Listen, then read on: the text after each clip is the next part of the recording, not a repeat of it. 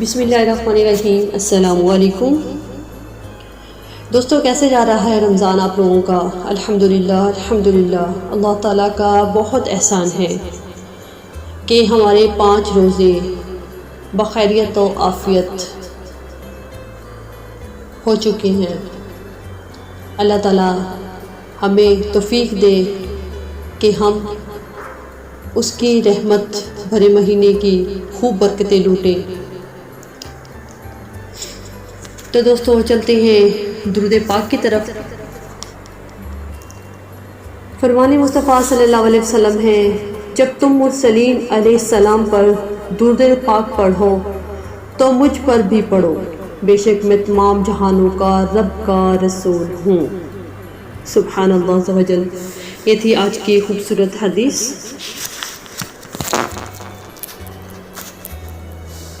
دوستو، اللہ تعالیٰ نے حضرت سیدنا موسیٰ کلیم اللہ علیہ السلام سے فرمایا کہ میں نے امت محمدیہ صلی اللہ علیہ وسلم کو 2 نور عطا کیے ہیں۔ امت محمدیہ صلی اللہ علیہ وسلم کو 2 نور عطا کیے ہیں تاکہ وہ 2 اندھیروں کے ضر یعنی نقصان سے محفوظ رہیں۔ سیدنا موسیٰ کلیم اللہ علیہ السلام نے عرض کی، یا اللہ عز و جل، وہ 2 نور کون سے ہیں؟ ارشاد ہوا، نور رمضان اور نور قرآن۔ سیدنا موسیٰ کلیم اللہ علیہ السلام نے عرض کی، 2 اندھیرے کون کون سے ہیں؟ فرمایا، ایک قبر کا اور دوسرا قیامت کا۔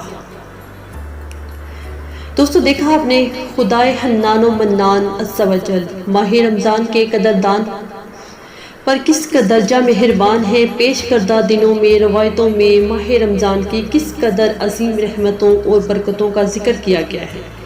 ماہ رمضان کا قدردان روزے رکھ کر خدائے رحمان عز و جل کی رضا حاصل کر کے جنتوں کی ابدی اور سرمدی نعمتیں حاصل کرتا ہے۔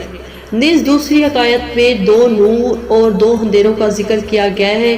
اندھیروں کو دور کرنے کے لیے روشنی کا وجود ناگزیر ہے۔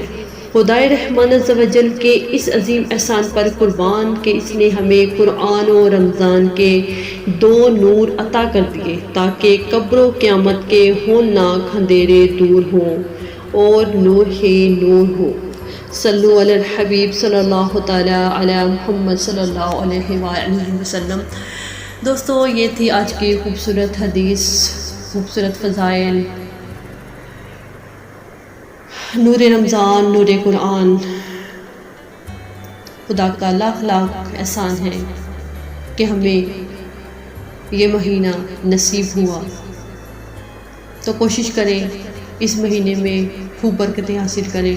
رمضان شریف کے روزے رکھ کر، دوسروں کی مدد کر کے، روزہ افطار کروا کے، دوسروں کو لیے آسانیاں پیدا کر کے، دوسروں کے لیے خوشیاں دیں، تو انشاءاللہ عز و جل آپ کی زندگی آسان ہو جائے گی، خوشیوں سے بھر جائے گی اور آخرت کی بھی راہ ہموار ہو جائے گی۔